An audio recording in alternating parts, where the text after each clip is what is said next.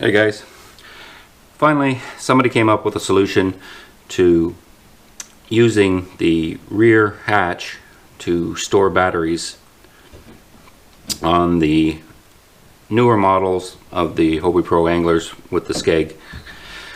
Years ago we used to be able to store a 7 or 9 amp hour lead acid battery back in this hatch area utilizing the Hobie battery mount, but since the induction of the skeg it no longer fits in there.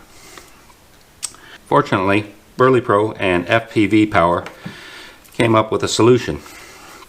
FPV-Power makes a couple different lithium batteries. These are the 17.5 amp hours.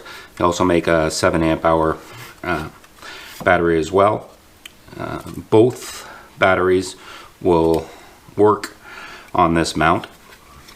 BerleyPro designed the mount around their BATTERANG, I guess it's called. Utilize the same setup. This can be utilized for a single battery as well in a non-skeg type setting. So the battery would just mount underneath and that hole drop in. But for this setup, they've designed 2 stainless steel brackets that you can mount the batteries to. Simply screw the batteries onto the brackets and utilizes nut and bolt setup to attach to the mount. Once you've got it all mounted up, make sure when you're mounting it you push the battery setup to the back so that there's enough clearance for the hatch latch. They simply drop into place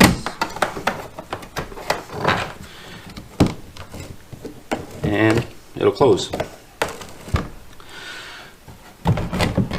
The good thing about this setup, you could either utilize it with, depending on your budget or how much power you need, you could put a single 7 amp hour, a single 17.5 amp hour, or dual 17.5 amp hour batteries to give you a total of 35 amp hours of power. With this setup and the FPV-Power batteries, you have a couple different options.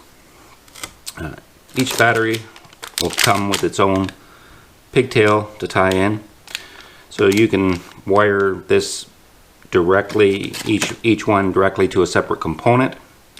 They also make a cable that will tie both batteries together and so that they run in parallel. So that'll give you a total of 35 amp hours of battery power. They also make another Y splitter where you can take a single battery or you can tie into the parallel cable and then split off into separate components. The way I have it wired up right now, I use the parallel cable and that, just to mention, these connectors are watertight. They screw together and they've got an O-ring seal. So I tie the batteries together in parallel, then I've got it pigtailed, and this goes to my Yak Power controller so I can control all my components via the Yak Power unit. I did a little testing with this setup on my Lowrance HDS 9 carbon with 3D structure scan. That unit is, to be honest with you, a power hog. Between the unit itself, the 3D structure module, and the 0.1 system, it draws a lot of amperage. The one issue that I was finding is that that with this the voltage would fluctuate up and down. I spoke with FPV-Power. They recommended that I run directly to the unit itself, utilizing their 5 amp hour regulator. to help regulate the fluctuation in power. I didn't do a lot of testing with that because I ended up taking the 3D structure scan unit off my kayak. I went out the other day and I had it wired, both batteries wired in parallel, connected through the Yak Power system, and running on my Lowrance Elite 9 Ti and the 0.1 system as well. I was out on the water for 5 hours and there was no issue with it at all. The voltage stayed at 11.7 steady for all 5 hours while I was out on the water. So it seems to be the issue is probably just with the HDS carbon with the 3D structure scan hub just overpowering everything. But on the 9 Ti itself, it ran flawlessly.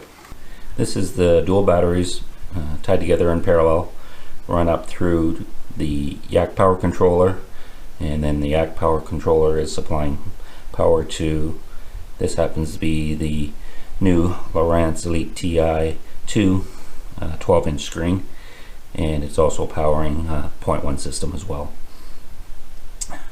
As you can see, even with this power hog, it's maintaining 12.1 volts. Well guys, that's gonna about wrap it up for now. Just tuck this back in here. If you got any questions or concerns or comments, leave them below, and I try to get back to you as soon as I can. You can also try and email me if you have any other questions. I haven't been able to stress test, I guess you could call it, this system out to see how many hours I can get out of it yet, and it'll be some time because my season's just about wrapped up, and unless I get a break in the weather anytime soon, I won't be able to get out for muskie again either. My season will end on the 15th of December for muskie, and with this cold snap that we've been having, it doesn't look like I'm getting out there anytime soon. Thanks for watching.